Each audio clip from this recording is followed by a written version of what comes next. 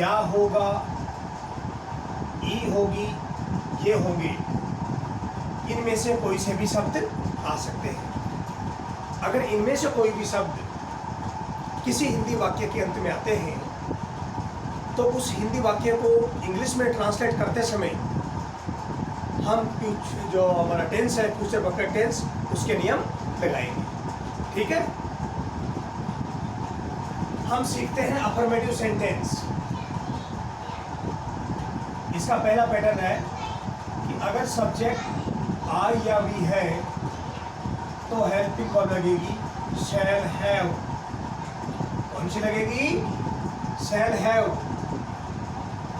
उसके बाद third form of main verb, then object and lastly other words अगर हो तो। ठीक है, सब्जेक्ट आई वी होने पर क्या लगाएंगे? Shall have, thereafter third form of main verb, then object and lastly other words if there is any. Okay,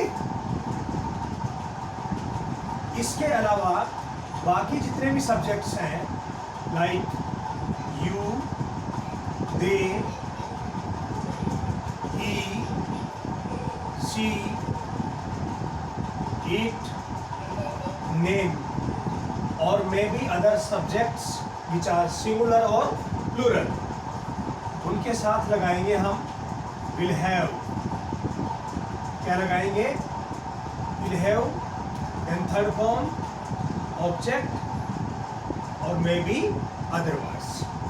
ये पैटर्न हम इस्तेमाल करेंगे। पूरे फ्यूचर टेंस में आपको एक बात याद रखनी है कि शैल और विल तो कंफर्म आएंगे ही, शैल भी आएगा तो विल भी आएगा। इनके साथ में कुछ न कुछ एक नया वर्ड ऐड होता है। जैसे फ्यूचर इंडेफिनिट में we use only shall and will. Future continuous में कौन सी हेल्पिंग वर्ब आई? शैल बी और विल बी। तो फ्यूचर परफेक्ट में कौन सी आई? Shall have and will have. ये आपको ध्यान रखना है। सेंटेंस देखते हैं। हम 7 बजे तक घर पहुंच चुके होंगे। हम 7 बजे तक घर पहुंच चुके होंगे। इसका हम इंग्लिश में ट्रांसलेशन करते हैं। First of all we should come to know about recognition, पहचान। क्या लिखा है अंत में? चुके होंगे। तो ये कंफर्म हो चुका है कि हमारा टेंस कौन सा है? Future perfect tense. क्लियर? चलिए बनाते हैं इसको इंग्लिश में।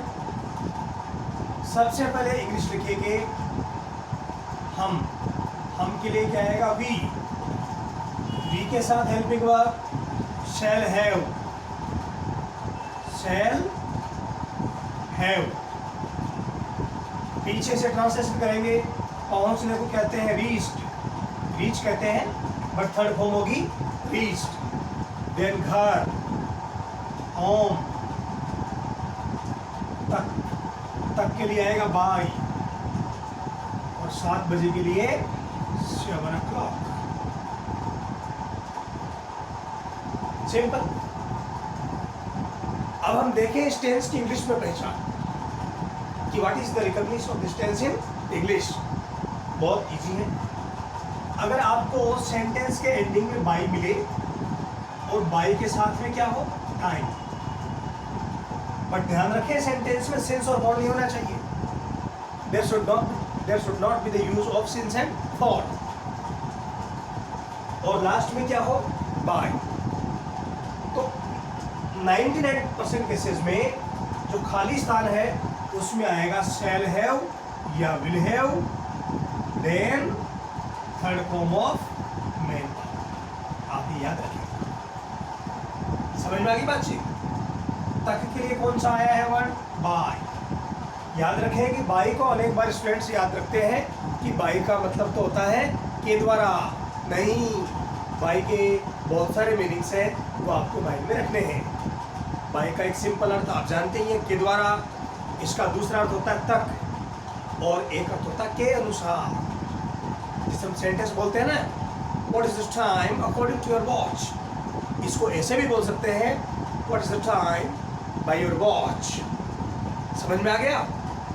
तो ये बहुत ईजी है सेंटेंस, आप इसको अपनी कॉपी में नोट कर सकते हैं।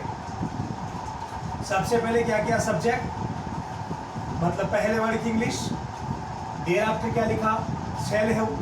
क्यों लिखा शैल हैव? बिकॉज हमारा सब्जेक्ट क्या है, वी, और वी के साथ क्या आएगा, शैल हैव। पहचान है चुके होंगे, इसको हमने हटा दिया बिकॉज पहचान की जगह no English word is used. Correct? इसके बाद में सेंटेंस का ट्रांसलेशन स्टार्ट किया पीछे से, बैक साइड से। पहुंचने को रीच कहते हैं, थर्ड फॉर्म लगाई because it is perfect tense, and in perfect tense we always use only the third form of main verb. Understand? Third form of main verb को हम ग्रामर की language में पास्ट पार्टिसिपल भी कहते हैं। The word which is used for third form of main verb in grammatical language is past participle.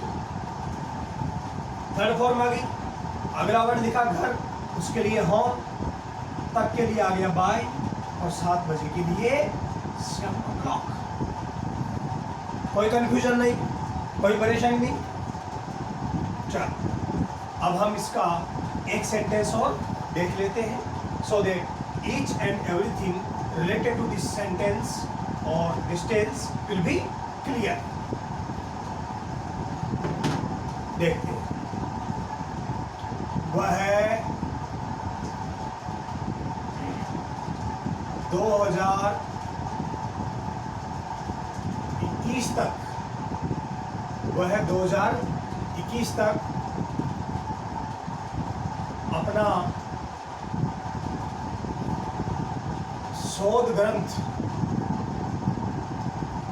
अपना शोध ग्रंथ लिख चुकी होगी।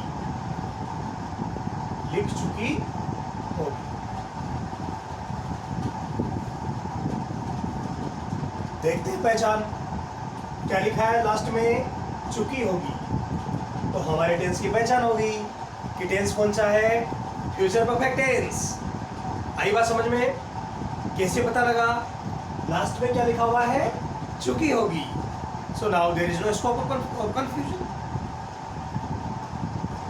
सबसे पहले लिखते हैं ही या सी, चुकी होगी इसलिए क्या आएगा, सी। विल हैव आएगा इसके साथ, पीछे से बनाते हैं, लिखने को क्या कहते हैं, right, and the third form will be written. अपना शोध ग्रंथ, इसके लिए आएगा हर thesis. You know what is thesis? जो लोग पीएचडी करते हैं या रिसर्च करते हैं, like MPhil as well, MPhil करते हैं, पीएचडी करते हैं, वो लोग क्या लिखते हैं, थीसिस लिखते हैं, और उस थीसिस को हम क्या कहते हैं, शोध ग्रंथ। उसके बाद तक के लिए क्या आएगा, बाय देन 2021। आ रहा है जी? हाँ, परेशानी आ रही, कोई परेशानी। आप बस ये याद रखिए कि फ्यूचर परफेक्ट टेंस में हेल्पिंग वर्ब आती है शैल हैव और विल हैव। करेक्ट? ये आपको याद रखना है। और ये तो आपको पता है ही कि थर्ड फॉर्म आती है सभी परफेक्ट टेंस में। It may be present perfect tense, it may be past perfect tense, and it may also be future perfect tense. जहाँ जहाँ परफेक्ट टेंस होंगे वहाँ परफेक्ट फॉर्म आएगी। Perfect form means third form, perfect form third form. Okay, चलिए now हम सीख लेते हैं नेगेटिव सेंटेंस। अब हम सीखते हैं नेगेटिव सेंटेंस। पैटर्न बहुत इजी है, आप याद रखेंगे, pattern is very easy. Subject होगा, सब्जेक्ट के बाद में शैल नॉट हैव या फिर will not have, then third form, and then object. ये बात बहुत ही इंपॉर्टेंट है आपके लिए कि जो नोट लगेगा वो शैल हैव और विल हैव के बीच में लगेगा. Don't make this mistake. ऐसा नहीं लिखे कभी भी will have not, shall have not. Your sentence will be completely wrong. It will be 100% incorrect. तो नोट कहाँ लगाएंगे? बीच में. जहाँ जहाँ हेल्पिंग वर्ब दो या दो से अधिक शब्दों से मिलकर बनती है वहाँ नोट का यूज हेल्पिंग वर्ब के फर्स्ट वर्ड के जस्ट बाद लिखेंगे. अंडरस्टैंड? जैसे हमने देखा that is future continuous tense में, उसके नेगेटिव सेंटेंस में हेल्पिंग वर्ब का यूज कैसे था? Shall not be and will not be. तो नॉट लगता है बीच में. ये आपको ध्यान रखना है. एक सेंटेंस देखते हैं. वे 2022 तक अपना प्रोजेक्ट पूरा नहीं कर चुके होंगे. ओके, चलिए देखते हैं. पहचान चुके होंगे. चुके होंगे मीन्स फ्यूचर परफेक्ट टेंस. चुका था मीन्स पास्ट परफेक्ट टेंस. चुका है मीन्स प्रेजेंट परफेक्ट टेंस. ठीक है ना? चुका, चुकी, चुके, इनके बाद में है या हूं या हो तो प्रेजेंट परफेक्ट टेंस. चुका, चुकी, चुके के बाद था, थी, थे, हो तो पास्ट परफेक्ट टेंस. और इन तीनों वर्ड के बाद होगा, होगी या होंगे हो तो future perfect tense. Clear? Okay. इसको हम बनाते हैं वे मीन्स दे. दे के साथ लगेगा will not have. Shall not have कब लगता? जब यहाँ होता मैं या फिर होता हम. They will not have. नहीं के लिए ऑलरेडी हम लिख चुके. क्या? नॉट. अब पूरा करने के लिए क्या आएगा? कंप्लीट. बट फॉर्म कौन सी लिखनी है बताइए? Yes, third. That's why completed. अपना project, dear project, dear project.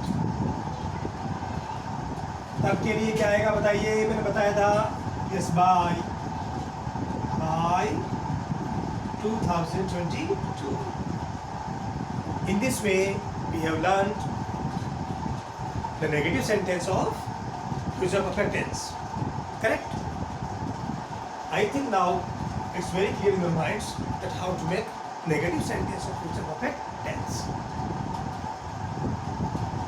अब इसमें अनेक बार बच्चों के सामने ये समस्या आती है कि अपने के लिए इंग्लिश में क्या लिखे. बिकॉज यहाँ अपने के लिए मैंने देयर लिखा है. अपने के लिए क्या लिखा है? देयर. और यहाँ अपने के लिए क्या लिखा है मैंने? हर. तो ये बच्चों के माइंड में आती है कि वहाँ भी अपना, यहाँ भी अपना. बट मैंने इंग्लिश का वर्ड जो यूज़ किया that is different in both the sentences. तो क्या है ऐसा कि हम अपना के लिए अलग अलग वर्ड का इस्तेमाल करते हैं? इसको आप अच्छी तरह जानेंगे. बस थोड़ी सी बातें आपको माइंड में रखनी होगी and it will be clear in your minds. अगर आपका सब्जेक्ट आई हो और हिंदी में अपना लिखा हो तो क्या लिखोगे आप? माय. सब्जेक्ट आई हो और उसी सेंटेंस में अपना शब्द आ गया हो तो क्या लिखोगे? माय. वैसे माय का मतलब मेरा भी होता है बट अपना भी होगा. अगर सब्जेक्ट भी है और सेंटेंस में अपना लिखा हुआ है तो क्या लिखोगे? आर. सब्जेक्ट यू है और अपना लिखा है सेंटेंस में तो क्या लिखोगे? योर. योर का मतलब तुम्हारा भी होता है वैसे बट अपना भी होगा. अंडरस्टैंड? दे. अगर सब्जेक्ट है दे, या दे जैसे और भी सब्जेक्ट जैसे students, boys, girls, books, notebooks, colleges, schools, hospitals, वो सब उनको भी दे मानेंगे। अगर तो दे के लिए आप क्या लिखेंगे अपन? दिया। ही हो तो अपने के लिए हीज, सी हो तो अपने के लिए हार, ठीक है, और इट हो तो अपने के लिए इट्स। तो इधर वाले जितने भी मैंने वर्ड्स लिखे हैं इन सब का मतलब क्या है? अपना। इन सब का मतलब क्या है? अपना। बट यूज कैसे करोगे? It depends completely on the subject. Subject I है तो अपने के लिए क्या लिखोगे? माई। सब्जेक्ट वी है तो अपने के लिए आर। सब्जेक्ट यू है तो अपने के लिए योर। सब्जेक्ट दे है देन दियर, ही है देन हीज, शी है देन हर, इट है देन इट्स। अगर हम बातचीत करें इंटरोगेटिव सेंटेंस की, तो इंटरोगेटिव सेंटेंस में जैसा कि मैंने बाकी टेंसेस में बताया है, अगर yes no type interrogative sentence है तो सेल और विल सब्जेक्ट से पहले आएगा और बाकी ऐसे के ऐसे ही रहेगा, ठीक है। इस प्रकार से आप इंटरोगेटिव सेंटेंस भी बना सकते हैं। आई थिंक आपको बहुत मजा आया होगा, समझ में आया होगा। Thank you.